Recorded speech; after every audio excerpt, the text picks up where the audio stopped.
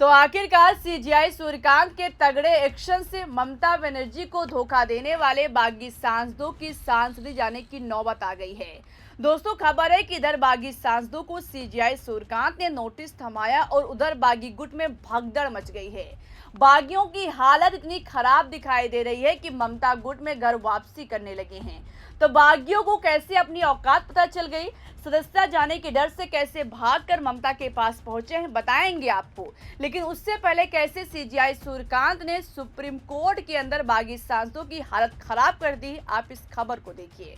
लिखा हुआ है कि टीएमसी के 20 बागी सांसदों की चली जाएगी सांसदी। अभिषेक बनर्जी की मेहनत लाई रंग, सुप्रीम कोर्ट ने भेजा नोटिस। तो भले ही स्पीकर ओम बिरला ने अब तक बागियों के खिलाफ कोई एक्शन नहीं लिया है, लेकिन जैसे ही अभिषेक बनर्जी सुप्रीम कोर्ट पहुंचे, सीजीआई सूर्यकांत ने तुरंत कमान संभाली और बागियों के हाथ में नोटिस थमा दिया। दरअसल अभिषेक बनर्जी 20 बागी सांसदों के खिलाफ अयोग्यता की याचिकाओं पर जल्द फैसला लेने की मांग को लेकर सुप्रीम कोर्ट का दरवाजा खटखटाया था। दोस्तों, उनका कहना था कि लोकसभा स्पीकर के सामने मामला लंबित है, मगर स्पीकर सुनवाई करने से दूर भाग रहे हैं। वैसे दोस्तों, ओम बिरला साहब कैसे एक्शन ले सकते हैं, ये किसी से छिपा नहीं है कि ममता बनर्जी की पार्टी में अमित शाह ने ही ऑपरेशन लोटस चलवाया था। शाह के इशारों पर ही शुभेंदु अधिकारी ममता को खत्म करने में लगे थे। तो फिर बिरला साहब कैसे खिलाफ जा सकते हैं? सुप्रीम कोर्ट जाने से पहले अभिषेक बनर्जी स्पीकर ओम बिरला के पास पहुंचे थे, लेकिन जब स्पीकर ने कोई एक्शन नहीं लिया तो अभिषेक बनर्जी सुप्रीम कोर्ट पहुंच गए और मांग कर डाली कि लोकसभा स्पीकर को निर्देश दिया जाए कि वो दल बदल विरोधी कानून के तहत इन सांसदों के खिलाफ दायर याचिकाओं पर फैसला करें। जिस पर सीजीआई सूर्यकांत ने कहा कि हम अभी लोकसभा स्पीकर को नोटिस नहीं भेजेंगे, पहले हम बागियों को नोटिस भेजकर उनसे जवाब मांग रहे हैं। जवाब मिलने के बाद आगे की कार्रवाई करूंगा। यानी दोस्तों, ममता बनर्जी के साथ गद्दारी करने वाली सायोनी घोष, काकोली घोष जैसे सारे बागियों की सांसदी पर तलवार लटक गई है। न ही स्पीकर ओम बिरला ने अभी तक उनके गुट को मान्यता दी है और न ही सुप्रीम कोर्ट से उनके लिए राहत की खबर सामने आई है। एक तरफ इधर सीजीआई सूर्यकांत ने बागियों को नोटिस भेजकर जवाब तलब किया है, तो वहीं दूसरी तरफ कैसे जिस थाली में खाया उसी थाली में छेद करने वाले विधायकों की हालत खराब हो गई, आप इस खबर से अंदाजा लगा सकते हैं।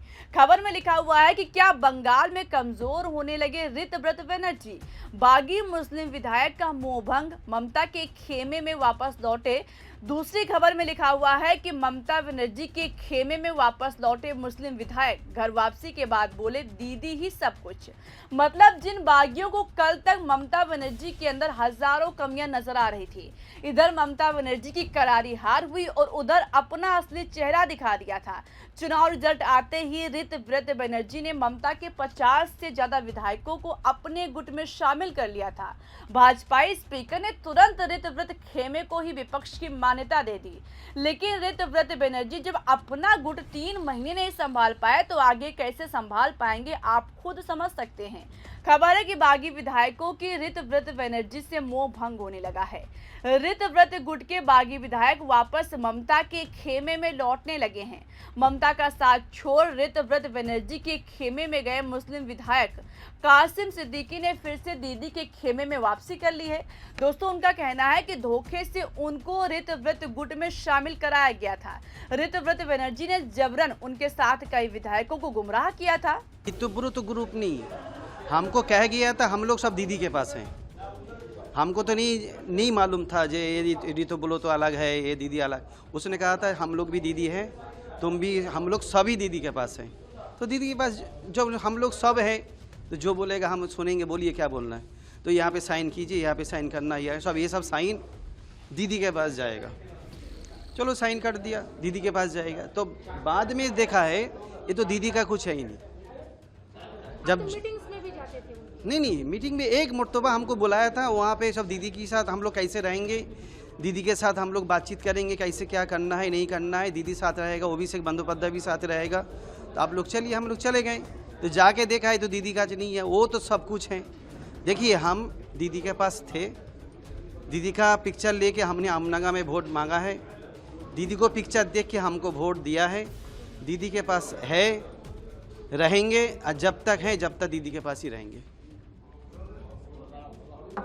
यानी घर वापसी कर चुके विधायक का कहना है कि ऋतव्रत बनर्जी ने उनके साथ ही कई बागी विधायकों को ये कहकर गुमराह किया था कि ये गुट दीदी के ही मार्गदर्शन में काम कर रहा है, लेकिन जब उनको सच पता चला तो वापस ममता के पास भाग कर आ गए और अब जब तक जिएंगे, राजनीति करेंगे, तब तक दीदी के साथ ही रहेंगे। मतलब दोस्तों, भाजपा को लगा था कि चुनाव हारने के बाद ममता की राजनीति दोबारा से उठ नहीं पाएगी।